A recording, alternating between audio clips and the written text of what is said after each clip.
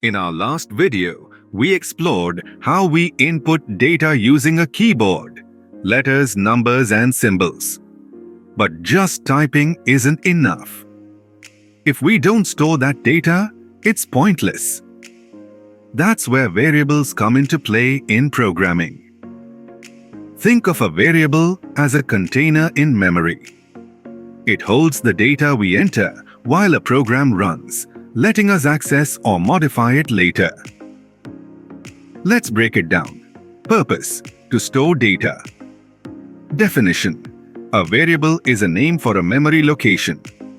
Behavior: the value in a variable can change, hence the name variable. For instance, if you store 23 in a variable and later change it to 28, the old value is replaced. A variable holds one value at a time. So, how do you create a variable? Each programming language has its own syntax, a set of rules to follow.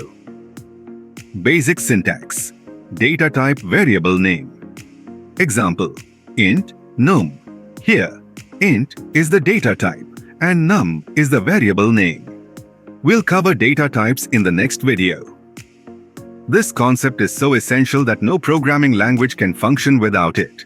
Variables are the backbone of every program. Without them, nothing works.